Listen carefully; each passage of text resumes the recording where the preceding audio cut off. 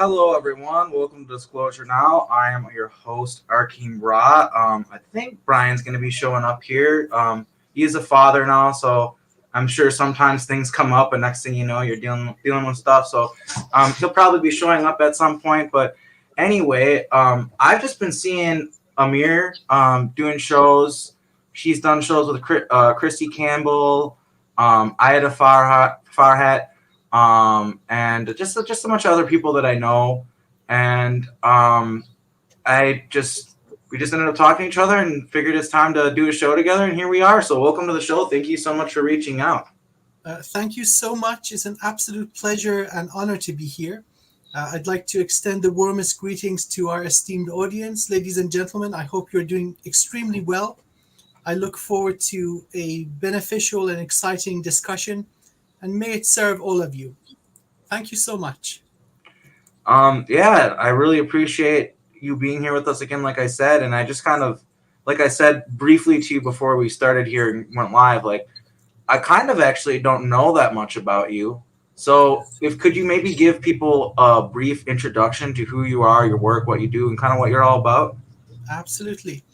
So, my day job, my background in the quote unquote real world is a lecturer, a teacher, and a scientist. I focus on computer science, machine learning, artificial intelligence, but I also have a background in telecoms, radio frequency engineering, optoelectronics, power engineering. So in total, I've got 7 degrees. But alongside the academic work, I've always had a great passion for spirituality. And in fact, I was born with many of these active. Um, I learned how to meditate at the age 5, and I never stopped learning. It seems every now and again, when I'm ready, a new modality pops into my life, and I really dive completely with full dedication into it. So, along the way, my ride was not gentle, it was quite bumpy. I went through many different modalities, going from the extreme left to the extreme right, and now I'm comfortably in a point of neutrality. I think of my journey as gaining rites of passage to remember what it is to be a healer. And so I've discovered that the rite of passage, the price you pay in order to heal, is to feel what you heal. And so many healers, many shamans would agree with this, that we have to really intimately understand what it is we're dealing with. And so that's how I understand my journey through the left hand path in earlier stages of my life. And of course, the thing that brought me towards the right hand path was shamanism. Now, that's the main thing that I focus on even today. But there are many other modalities that I include focused on healing. So first and foremost, I see myself as a shaman and healer.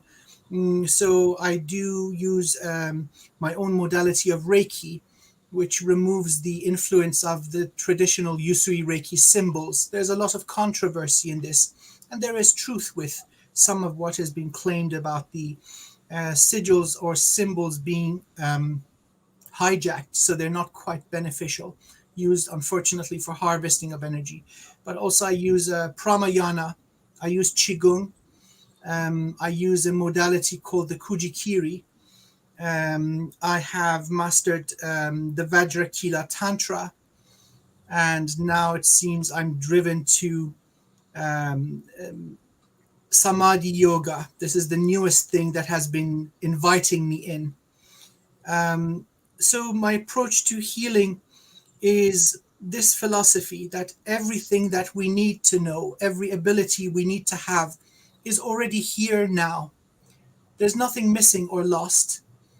All that we have to do, well, X marks the spot. We know where the treasure is. Pick up the shovel and start digging.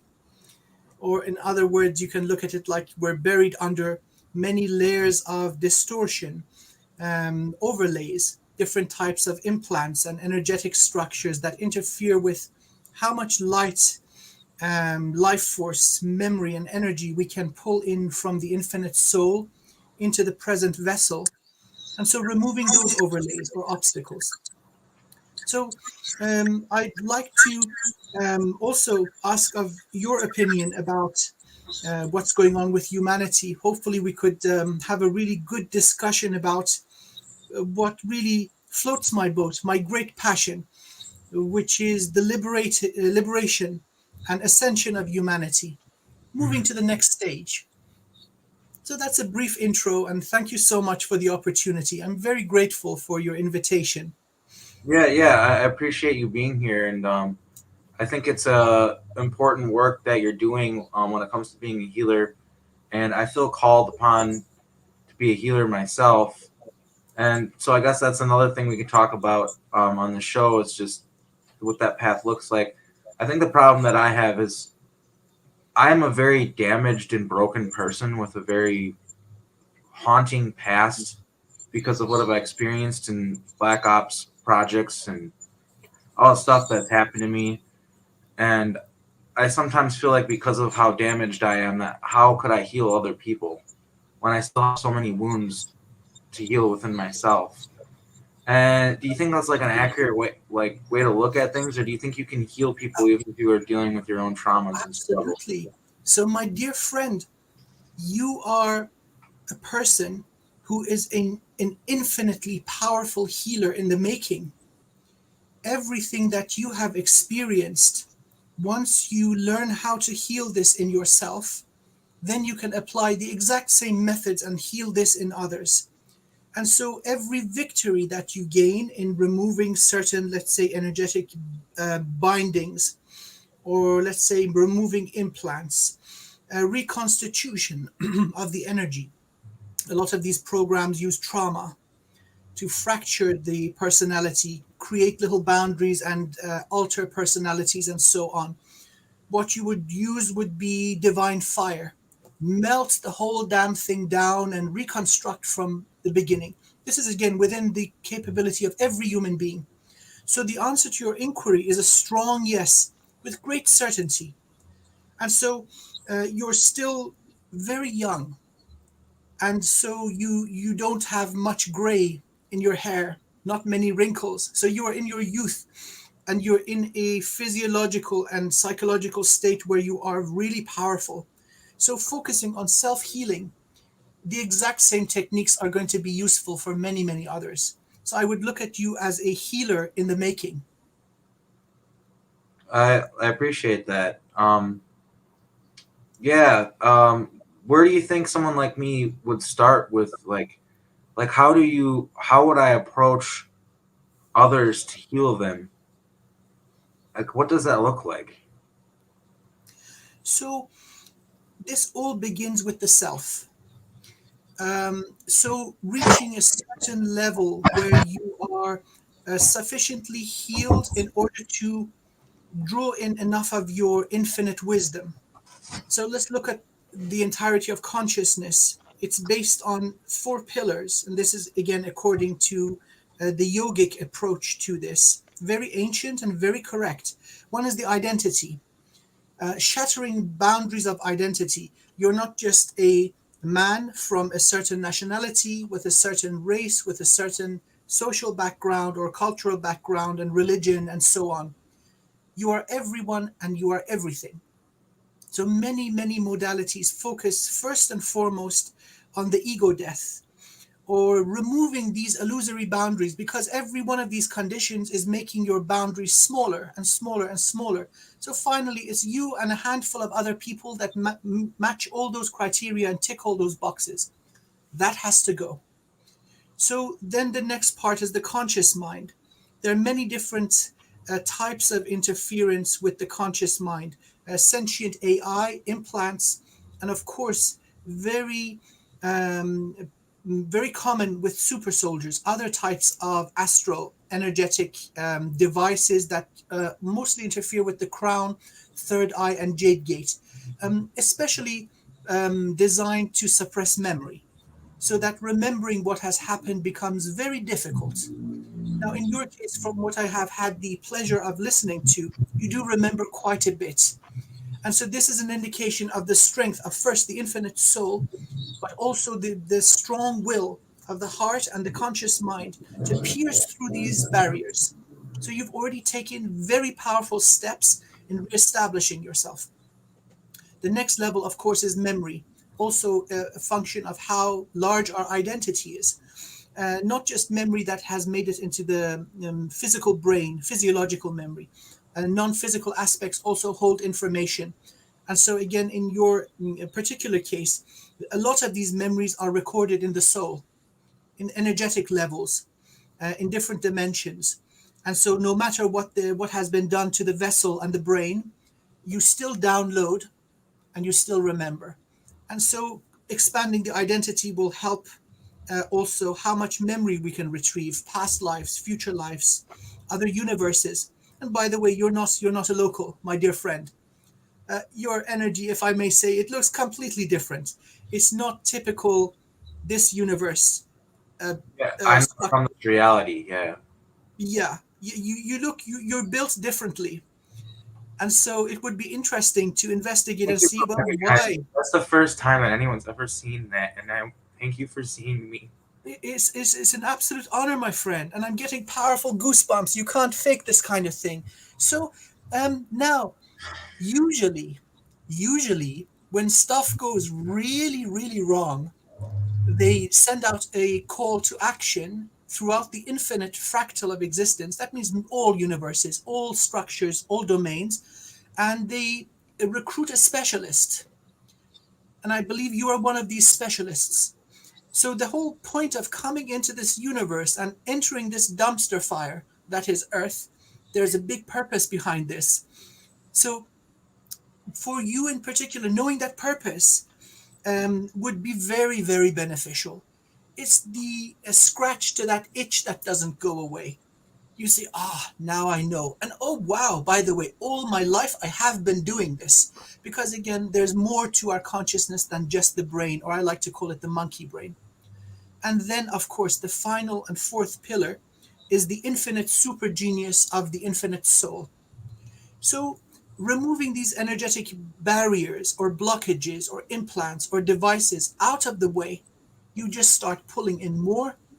And guess what? Many people within their energetic structure, they have automatic defenses, they have automated healing capabilities. You can download upgraded structures, energetic structures, different chakras, and also upgrade parts of the physiological part, the physical part of the body, updating DNA. So many people take this approach from different paths. Again, there's no right or wrong. There's so many different ways of achieving the same thing. It's like there are so many different ways of dancing. There are so many different languages, but they all Hmm. serve the purpose. Yeah, that's a And good way of saying it. so one does it one way, one does it another way. Or like martial arts, just because one guy doing taekwondo defeats another guy doing karate, it doesn't mean anything about the modalities. It just says that this guy is a better fighter or warrior, that Hmm. they are more masterful in what they do. So removal of boundaries, that's the initial healing, and then things take their natural course. It would basically point to a hidden one of the hermetic laws of creation, the law of balance, which has been omitted from texts. I'm in the process of downloading the complete set of laws. It's taking time. It seems thought is not very cooperative until you jump through hoops and do your song and dance, proving yourself. But I digress. Once the passage is open, like water falling from a waterfall, light will make it through, you anchor into the earth, re-establishing the symbiotic relationship between sentient life form and our gracious mother Gaia. So we are meant to heal her, and she is meant to heal us. So also a lot of sabotage has happened to the planet, the energetic grids and structures, the organic ones, so to speak, have been damaged, were damaged, but this has been to a large extent repaired. So yes, removal of obstacles, and then go do your thing, my friend. We all know what our soul wants. So that initial level of healing, plus now we come to the post-healing stage. We all need something to keep ourselves fit and become stronger.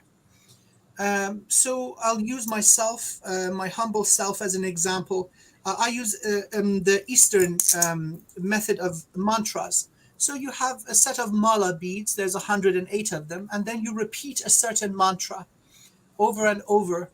It makes it through the conscious mind into the subconscious, unconscious, and then energetic levels.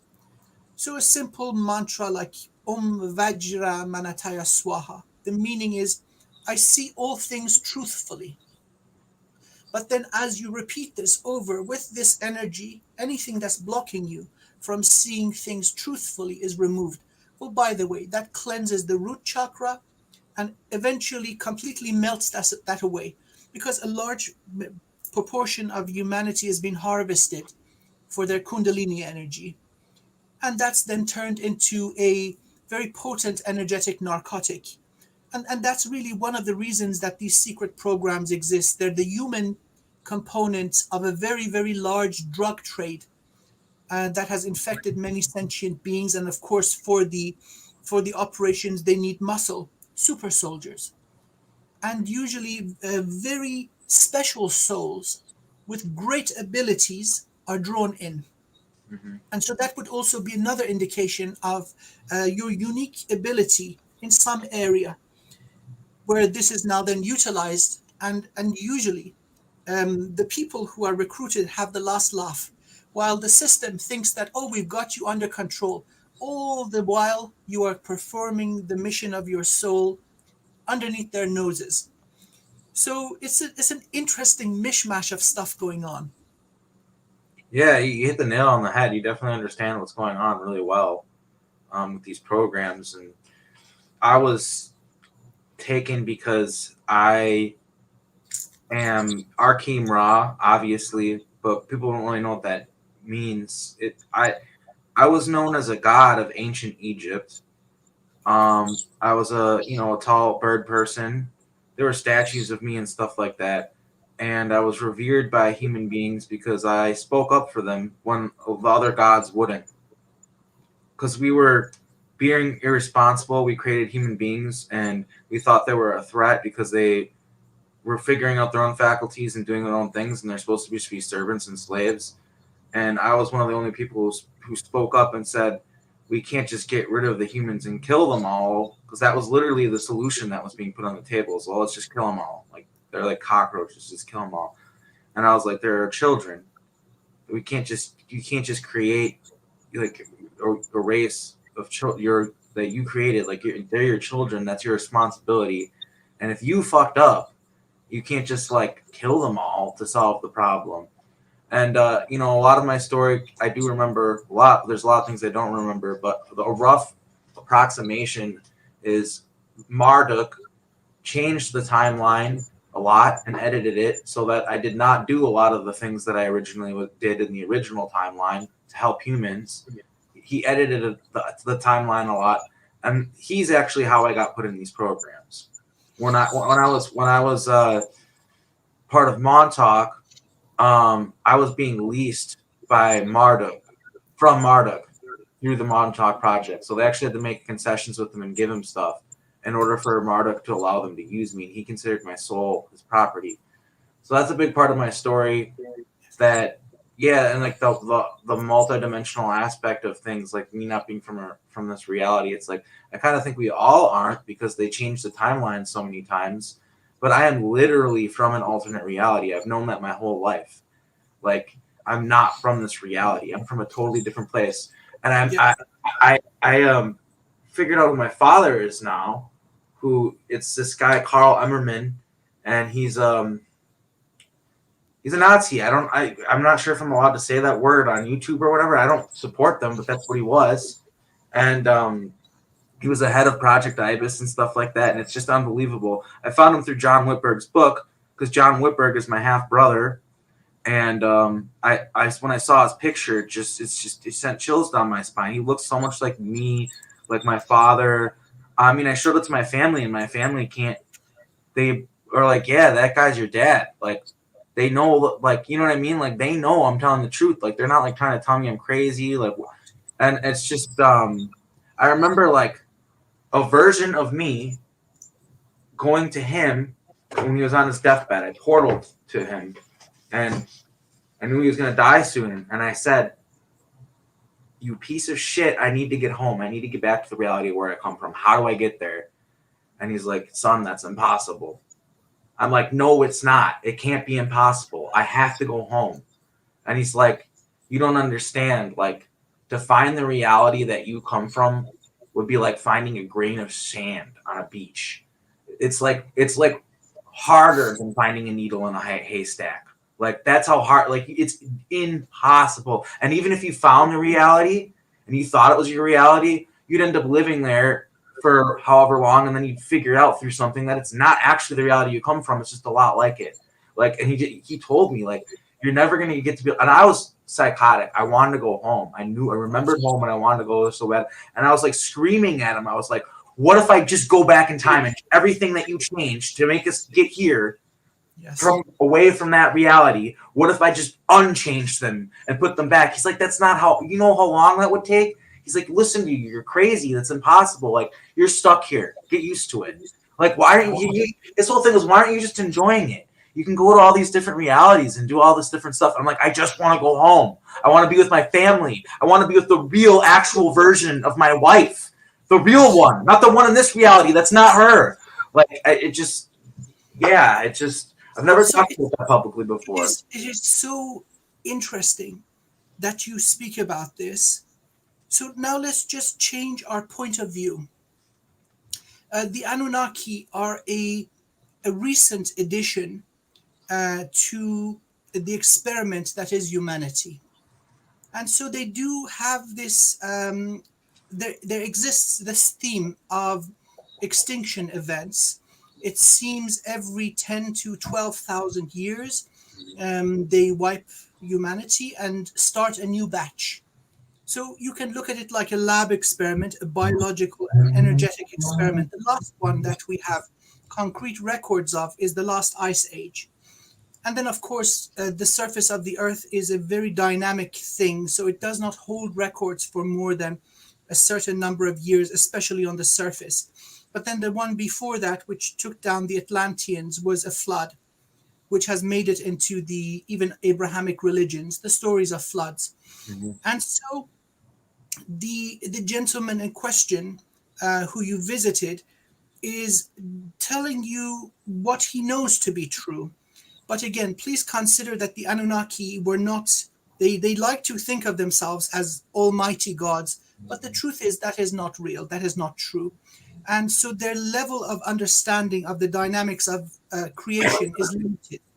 So by their methodology, he's telling you what he knows to be true, that yes, you are stuck. However, you are far greater than what the Anunnaki ever achieved.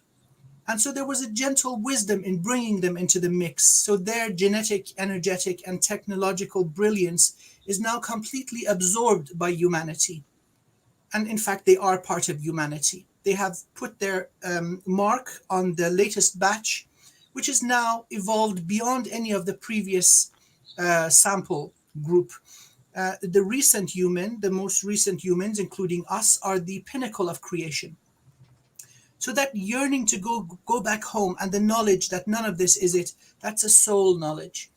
And by the way, you will return as if you never left, because that's the way infinity is. Time does not come into account. It's been weaponized in the third dimension quite frequently. But your presence here in the large scale is like a blink of an eye. So the conditions that you left your native home is exactly how you left it. So good news, my dear friend, nothing is lost.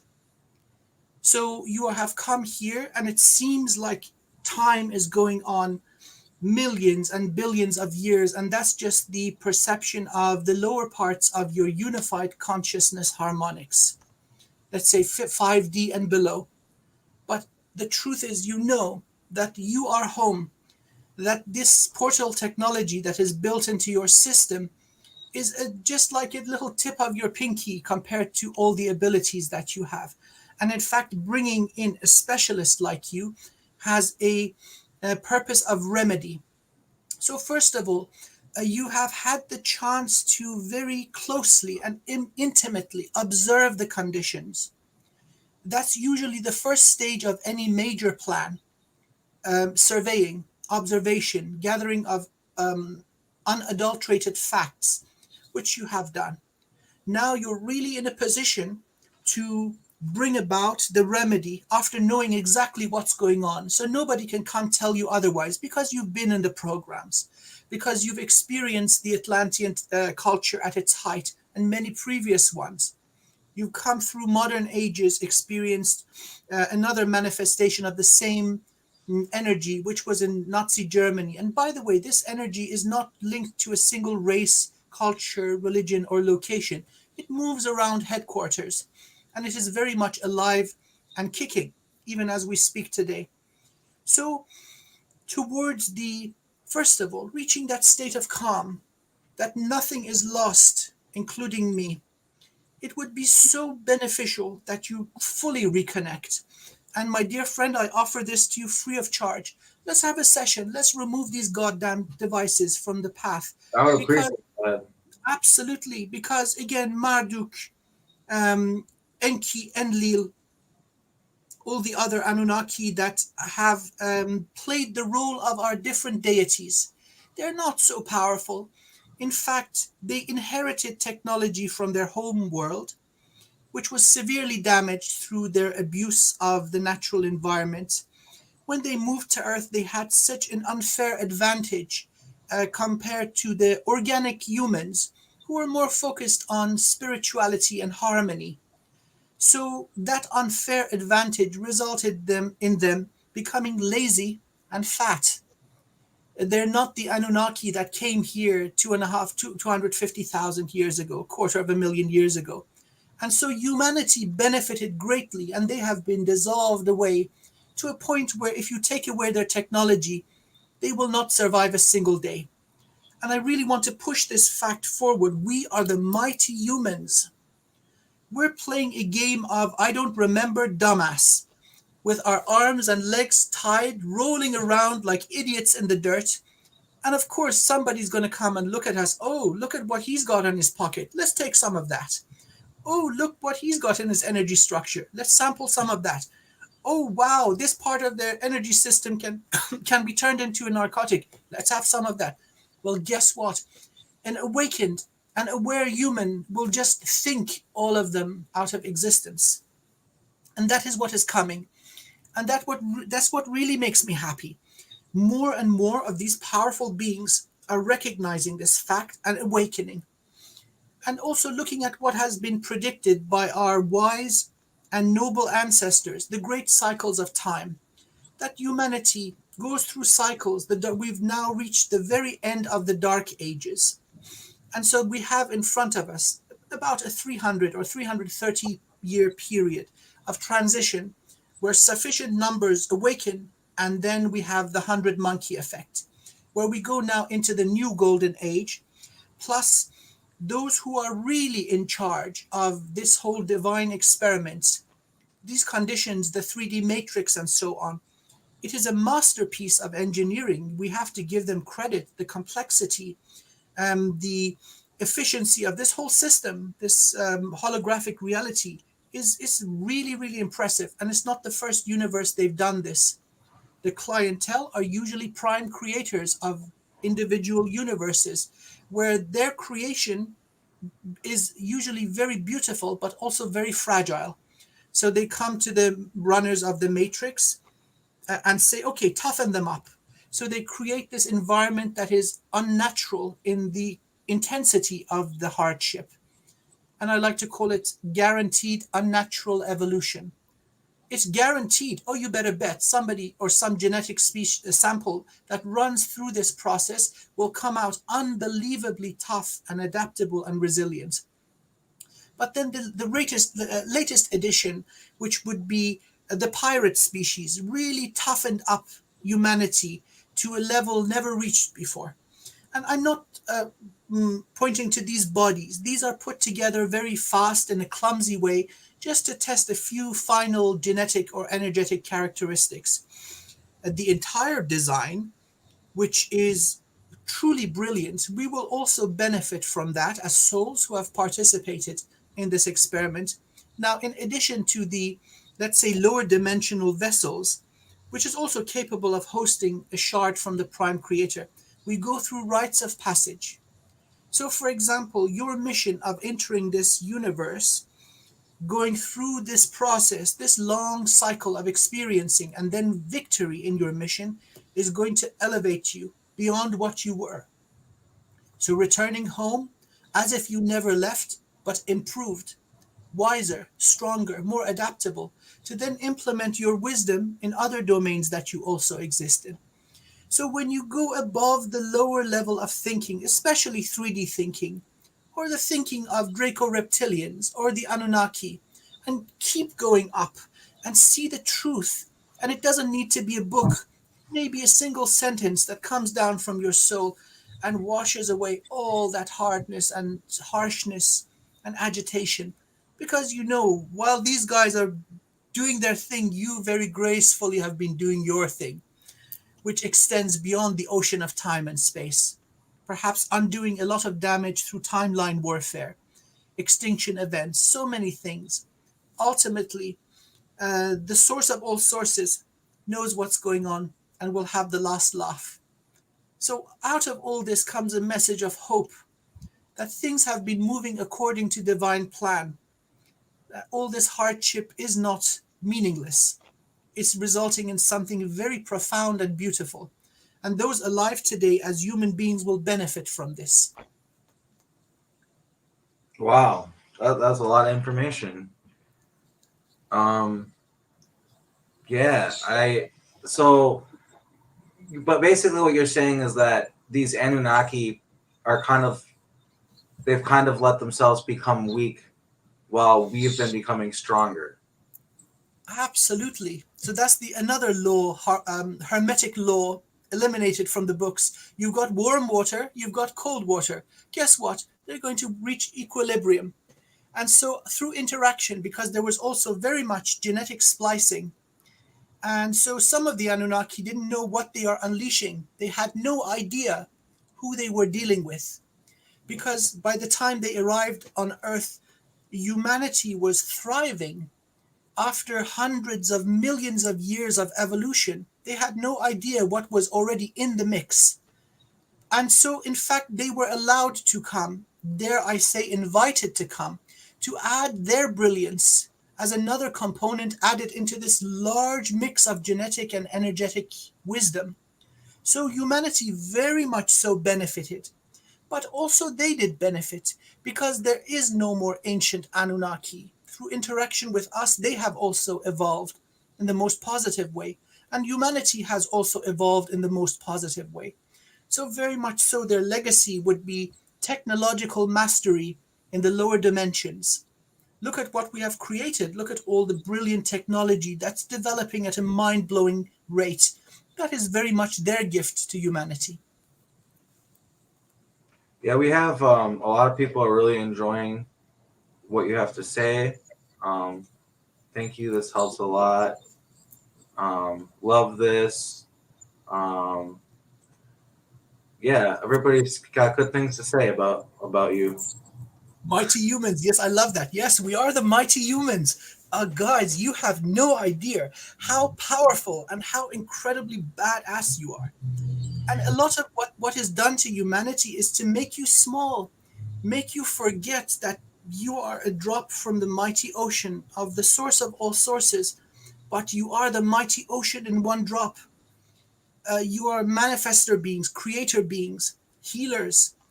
Within your energy, you have the ability to travel the cosmos, open and close portals, affect time, affect reality. The more of us that join forces and believe in this truth, the more powerful we become. Because again, if you have a whole mass of humanity who believes that time travel or portal work is impossible, they are also manifesting this. So you have to pretty much swim against that powerful stream. Hmm. So certain practices will be done in isolation, where there's one master or a few masters and devotees who aren't there. They know what's up. There's no energetic interference from the masses, and so there they can practice their incredible feats. Now bring that person in the middle of a big city, in the middle of Times Square, and bring a big audience. It's going to diminish what they can actually manifest because of the parasitic influence other people are manifesting. So it's Hmm. an overlay Yeah, of those but bubbles of reality. we all influence the world. So when you think, when you jump out a window and go, all right, I'm going to fly, everybody around you thinks this guy's going to fall out the window. And that's what happens because of that. Like, and it's just like, there is if your mind is powerful enough, you can push through that. I've seen it, but that is how our reality works. And people that are in the programs like me are people who can push through Yeah, that, the influence of others, and manifest things despite that. So that's it's a gift and a curse, because it's a valuable thing for these time corporations who really mess with my life a lot, like a lot. absolutely. Absolutely. And so, but however, I'd like to now introduce a ray of hope and positivity in ancient abilities that is, by the way, our birthright, are re-emerging, like telekinesis, which then would also include levitation, mastery over time, portal work, multidimensional activity, and so on.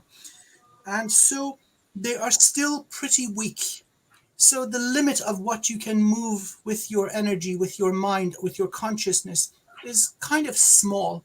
I've seen many powerful masters who can move little objects around and do this repeatedly.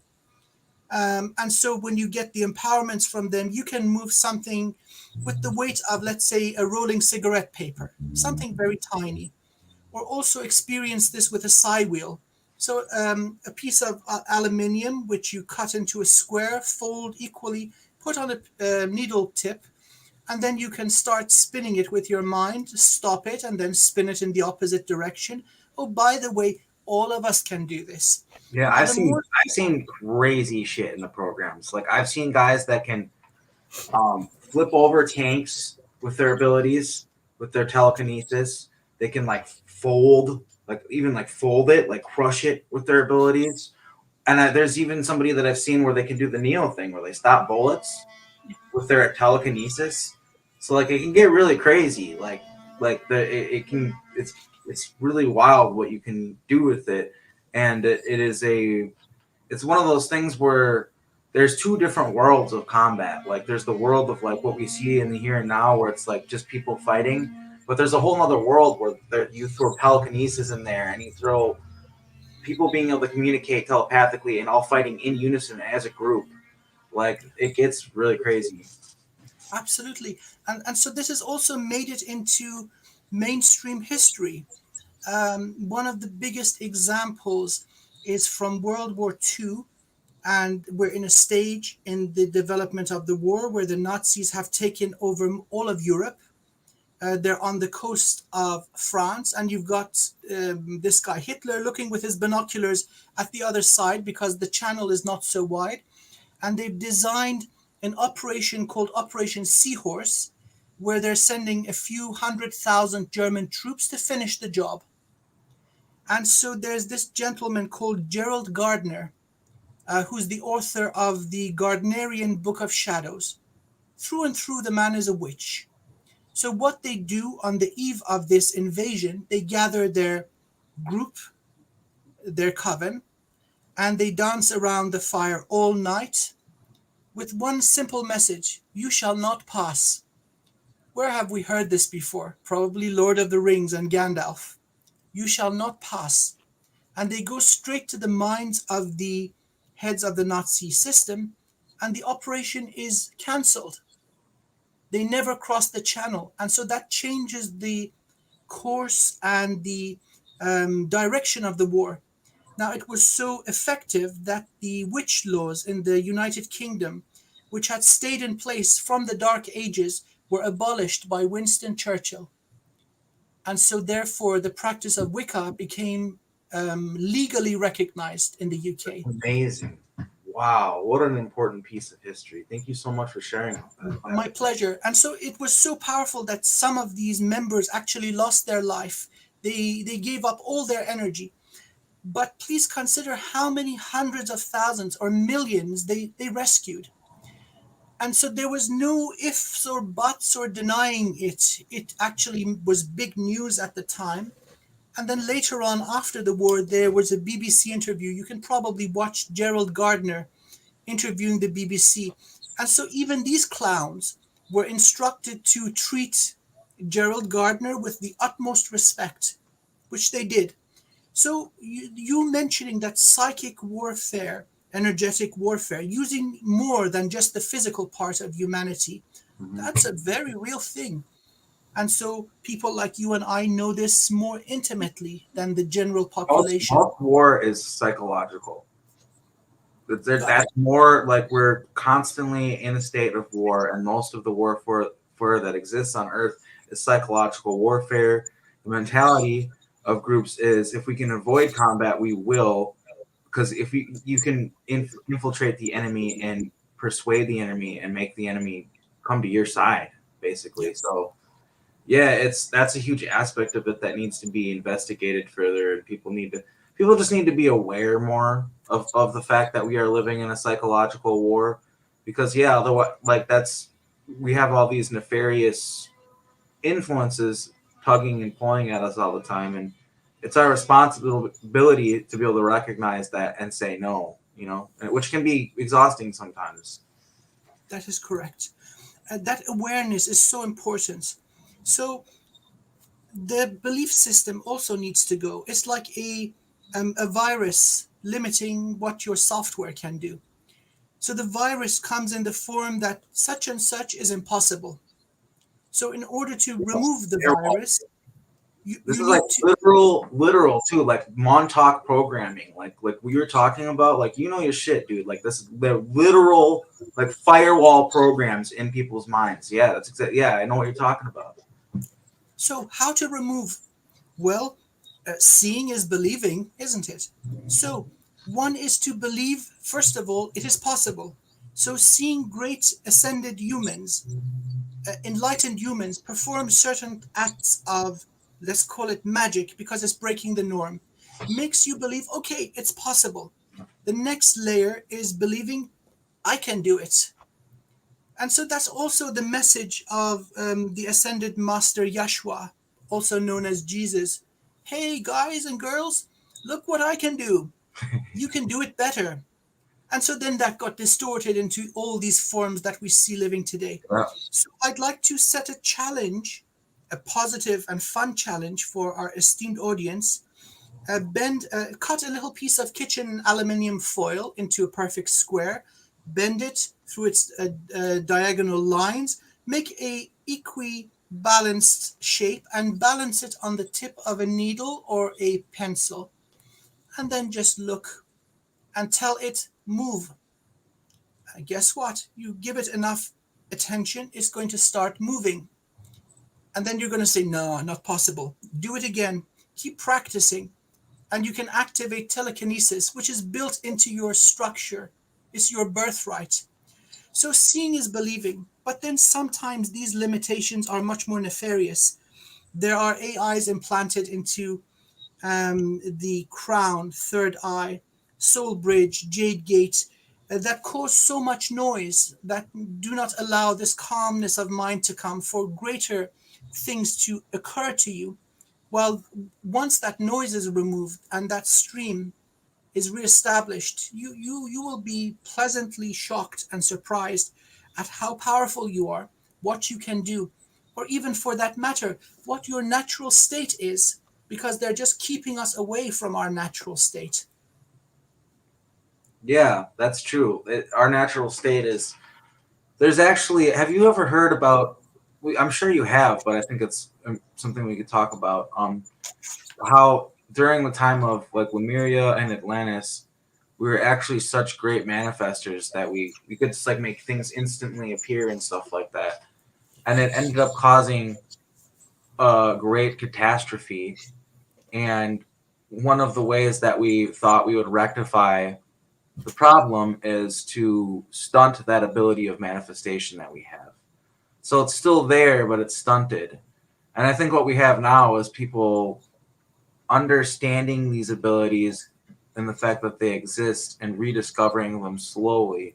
And what do you think that looks like for humanity? Like, how do you think that's going to change things for us in the future? Well, for one thing, let's do away with the idea of death, because that very much so is an illusion.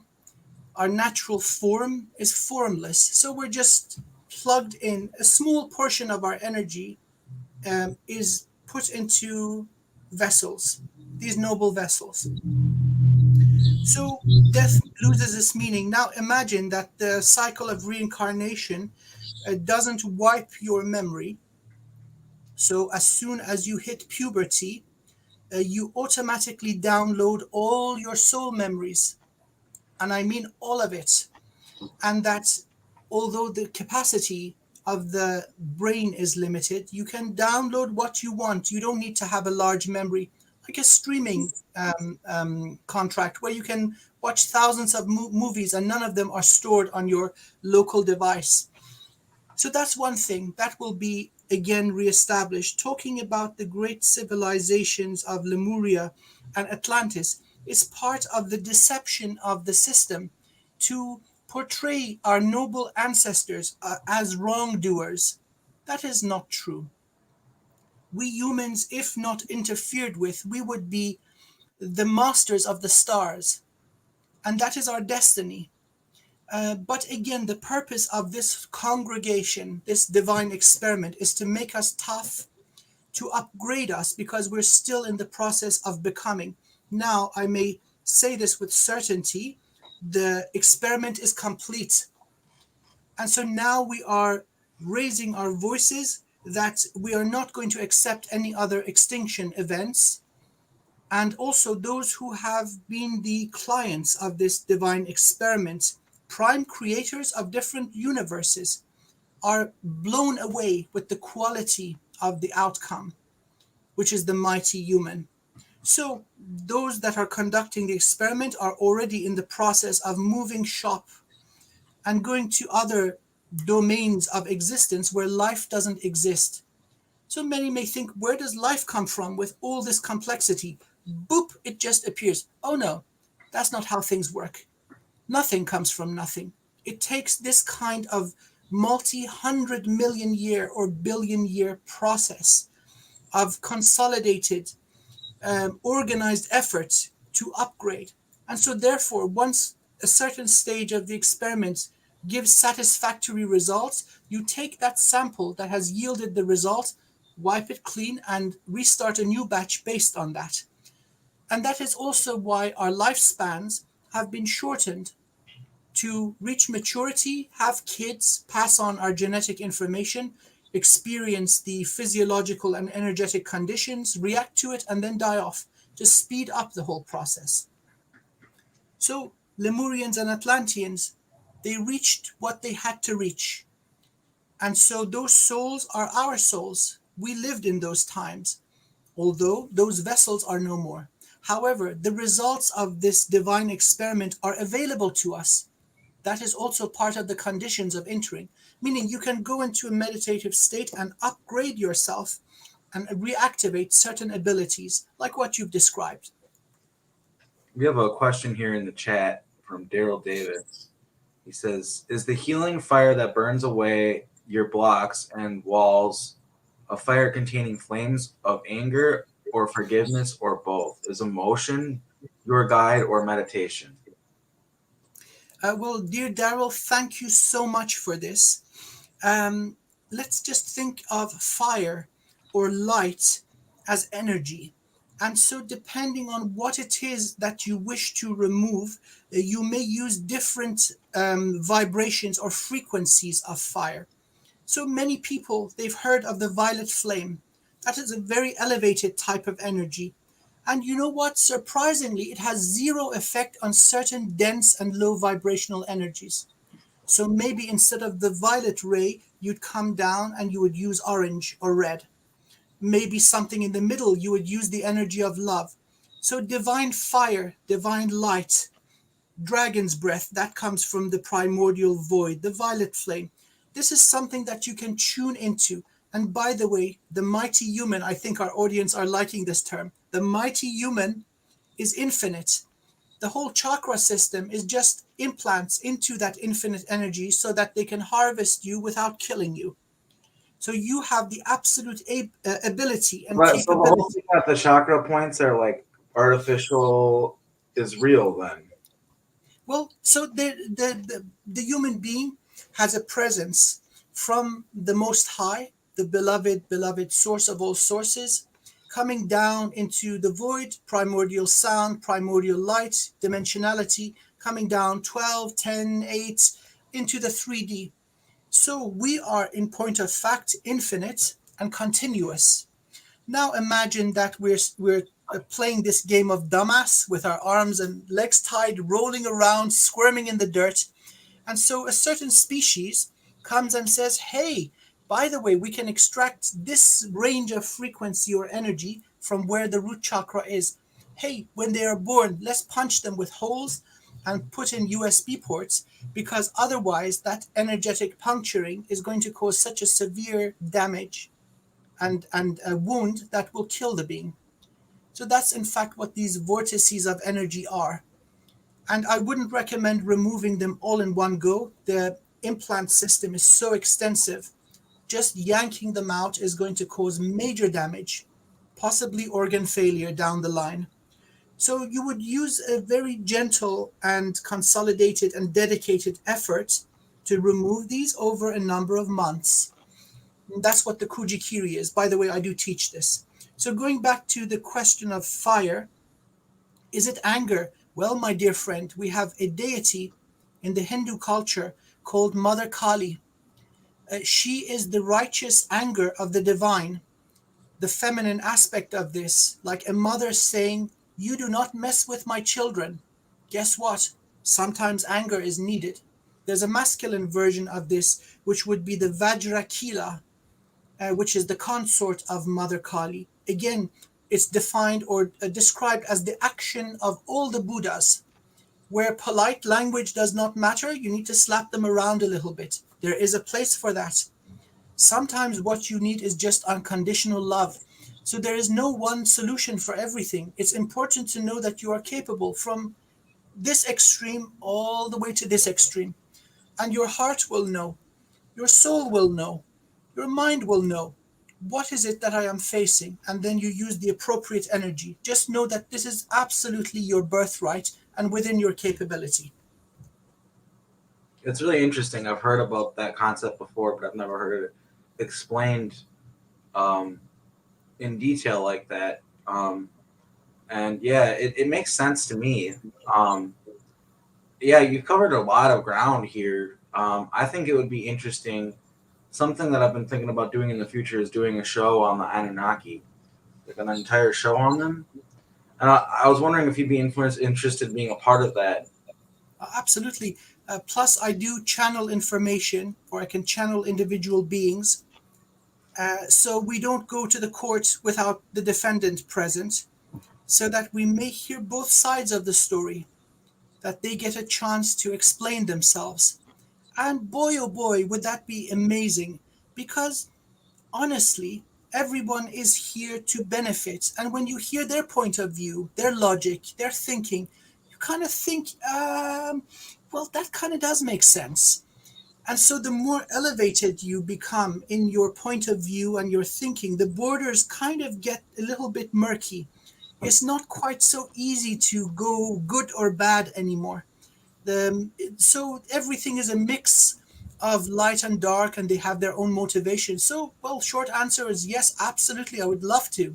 Would be really interesting. Yeah, I think because I wanted to do it with.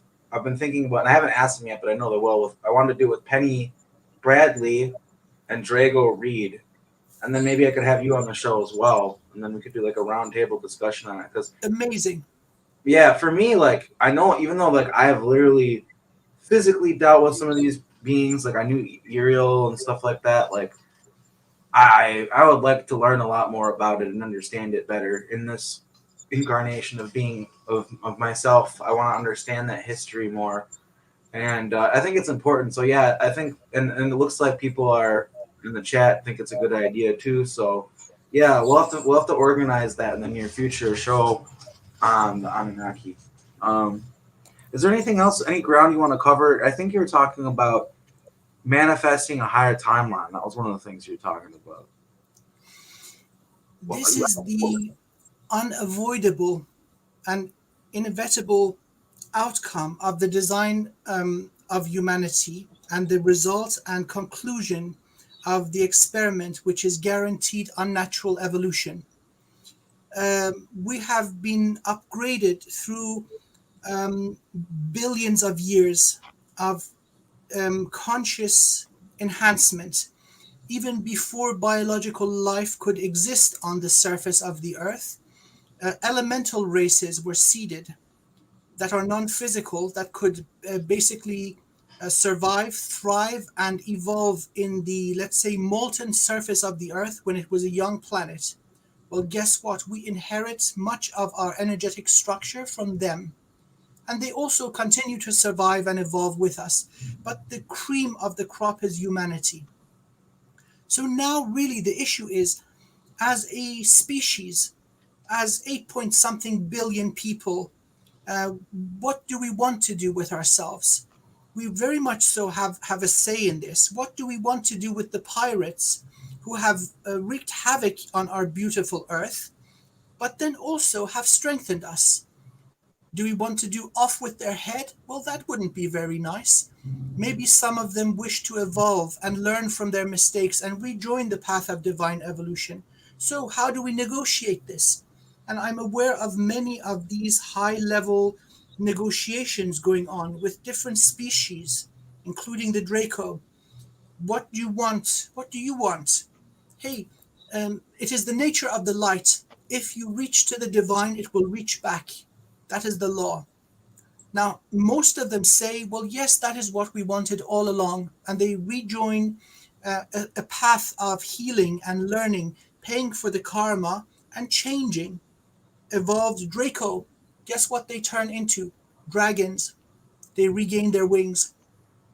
And then we have that small percentage, about 15%, who are degenerate. When presented with a genuine, undeniable offer of amnesty and forgiveness from the prime creator, they laugh, they mock it. That is where, like our dear friend asked about righteous anger, that is where this is coming in. So they're basically blocking the door and preventing everybody else from passing through and evolving. So the next 3 centuries is a process of gentle normalization, where this crazy dumpster fire, this shit show, and again, sorry for my language, is rolled out and we are allowed to live normal lives. What does that mean? Does it mean that there's no more hardship? I don't believe so. But again, in certain hardships, there are the opportunity of learning and evolving. But look at nature. So an old or wounded animal gets attacked, it is eaten, and that is it. But you don't go. So a wolf does not imprison a gazelle for 35 years and torture it and mess with his head. That is abnormal. So these abnormal conditions of severity and harshness and hardship are going to be removed. And so then we will be allowed to take our rightful place as the pinnacle of biological and energetic forms and spread throughout existence in a most beneficial and beautiful way. Probably become the progenitors of life in universes where life doesn't exist. That is also one of the purposes of this whole thing going on. Very interesting.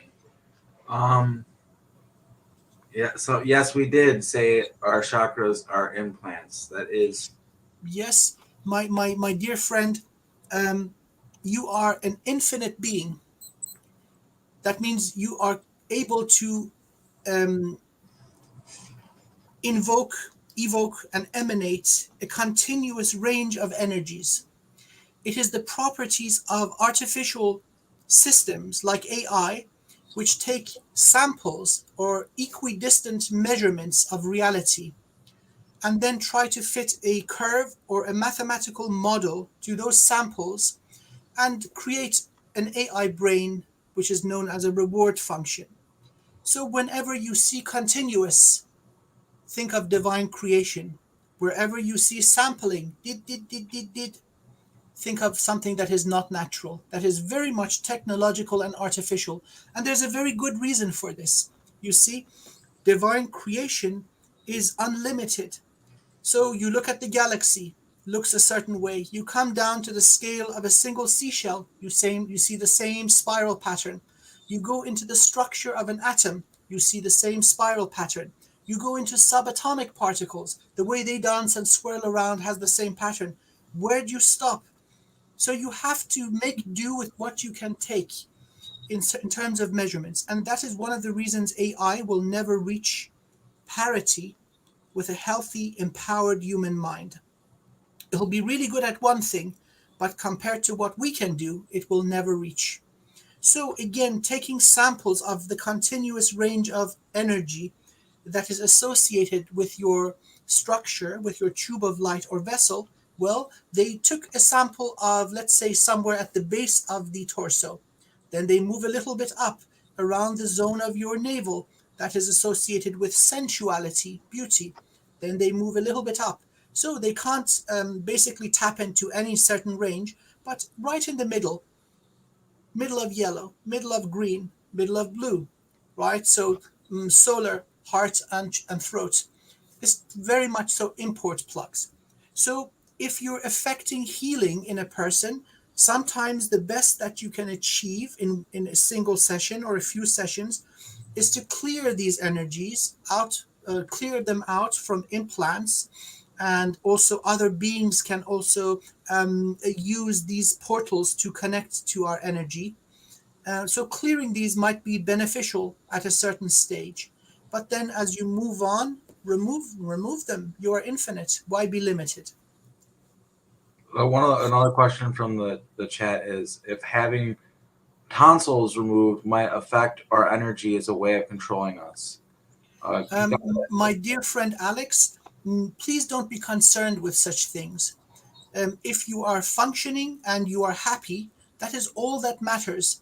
It's the same way that people lose limbs through accidents, maybe lose an arm or a leg, and they still function completely adequately and thrive and move forward in life. So, in terms of any damage, let's be thorough here. Sometimes major surgery can leave a residue or an energetic blockage in that location, but otherwise you should be fine. A great example of this is the cesarean operation, the C-section, where it's in fact a very large and major intrusion into the body for a very good reason. But I've seen many clients who've gone through the C-section. They have a blockage as a result of that in the flow of energy going through the sacral, which in all can be easily repaired. So the short answer is no, don't worry yourself about it. You're good, man. Find a way to connect to source, pull in the light, and all those blockages will naturally be broken up and pushed away. Awesome. Is there anything else? I think we're kind of wrapping things up here. We definitely need to stay in touch and do some energy work together. Absolutely. And have you on that show about the Anunnaki. But yeah, is there anything else you want to just mention briefly before we end this? Well, it's been our first interaction. What a pleasant interaction.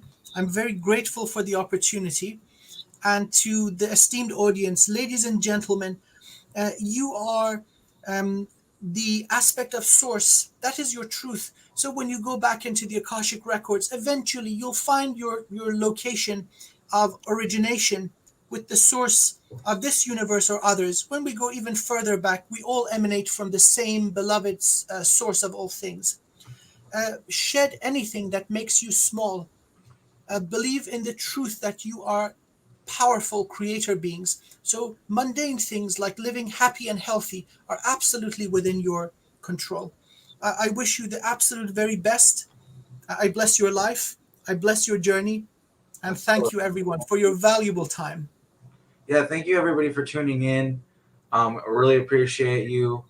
Um, we got one more question here. What would happen to our Endurance systems that are removed. Oh, the chakras. Is that what he's talking about? I'm not sure. You know how to answer that? So let's tune in. So the body is a small proportion, and I'm speaking of the physical proportion of our entire being, where based on a very precise energetic scaffolding, the matter that we absorb through nutrition is reorganized following the physical proportion of the design, which is our genetic code, but also far more extensive details that are energetic scaffolding or structures that govern the formation of our body. And as this energy evolves, so does the shape of our vessel, which would be the process of growth, aging, and eventual death. Now, there is a certain level of well being and strength that we require, which is not 100%. At any stage, if a certain procedure extends your life and results in the cessation of pain and increases your quality of life, this can be seen as a positive procedure.